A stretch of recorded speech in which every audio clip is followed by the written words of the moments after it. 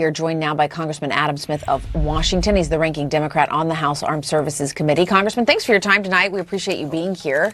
I want to first get your reaction to this news that we're getting about what happened in the Gulf of Oman. What did you think about it? Well, I think the most important thing to realize here is we are nowhere close to an agreement. President Trump seems to have been trying to wish that into existence, well, on and off, frankly, since this war began. But I think Ambassador Bolton was quite correct. I mean, there's nowhere close between where Iran is at and where we're at. I mean, we still have what we wanted out of this war, which was Iran's nuclear program gone, their ballistic missile program gone, their support for terrorism in the region gone, and then we also hoped for a fundamental change in the regime. Iran has said no to all of that. They've put on the table the fact that they will now control the Strait of Hormuz in a way they never have before, and they're insisting upon us relieving all manner of different sanctions and basically paying to rebuild Iran. So the biggest thing to realize this is, despite what the president has said, we are miles away from an agreement, number one, and number two, how we get to an end to this war has never been less clear. Right, and that was going to be my follow-up question to you, is knowing that as you lay out these objectives that the president and his administration have put out there as what they must be getting from Iran to get to a permanent deal, do seem pretty far apart at this moment in time, despite what the president has said kind of off and on over the last several days. How concerned are you about how this ends, or if this ends? Yeah, look, I'm very concerned, and this was all very, very predictable, and it was predicted by a lot of people. This is why previous presidents chose not to start this war. Iran is absolutely a problem. We have to stop them from getting a nuclear weapon. They are also a malign influence in the region. We have to figure out ways to deter and contain that malign influence, always hoping that at some point they will change, but preparing for the fact that they won't. We looked at military options for the last 15 years and concluded that it would play out kind of like it's playing out now. An enormously high cost for the region and the world without any clear evidence that we are closer to our true objectives. So other options were chosen. The president launched us into this war, and now he really doesn't know how to get out of it. And you can see it in his style. His style is always basically to talk big and try to humiliate and belittle his opponents until they give in to him. But sometimes that doesn't work. Sometimes your opponent, Iran in this case, says, yeah, we're not going to do this. It's one of the oldest cliches in the military. The enemy gets a vote.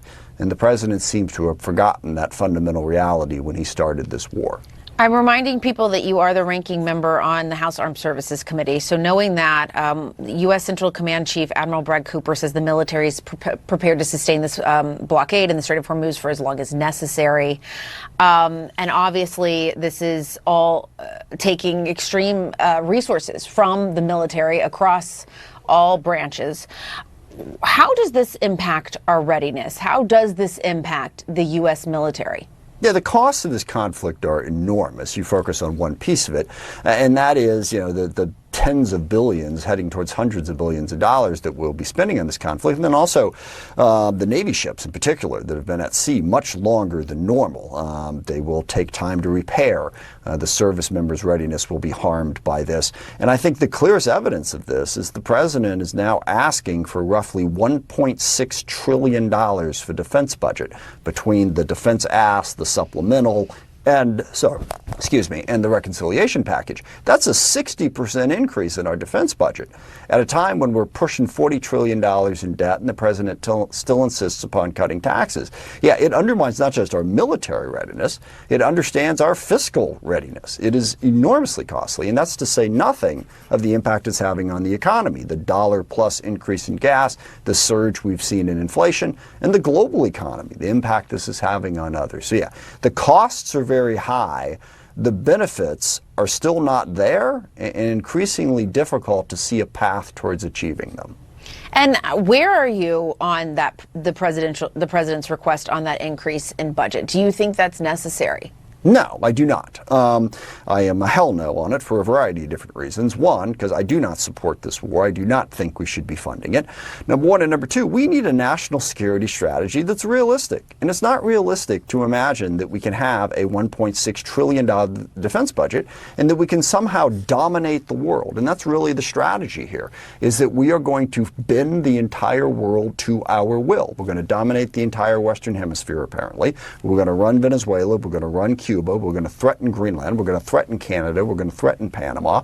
And now we're going to reshape the Middle East with our military, all the while pushing away all of our partners and allies who could conceivably help us achieve that. That's ridiculous. It's incredibly dangerous and something we cannot achieve. So no, I don't support this. And I'll just close with a quote from former Secretary Gates, and I think Secretary Mattis said this as well.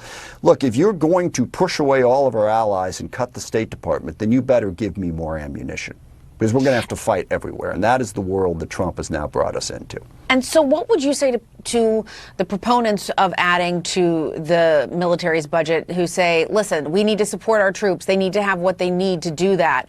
This is how much money we need. You don't agree with that? No, I don't agree. It's not $1.6 trillion. And I'm not going to say I don't support the mission. All right, the president asks him to do that. He can get the votes for that money if he thinks it's a good idea. I don't think we should support it, because if you don't fund it, then that forces them to make different choices. They're not going to send the troops out ill-equipped. They're going to have to make different choices. Ultimately, this is how Vietnam ended.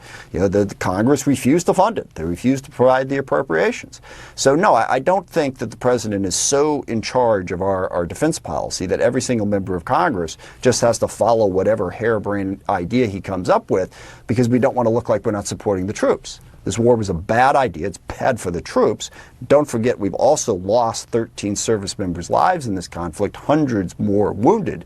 So no, I don't agree that somehow that once the president sends us into a war, we're obligated to fund it on behalf of the troops. We are obligated to advocate for the right policy of this country, for our troops and for the taxpayers. All right, Congressman Adam Smith, thanks for your time. We do appreciate it. Thank you.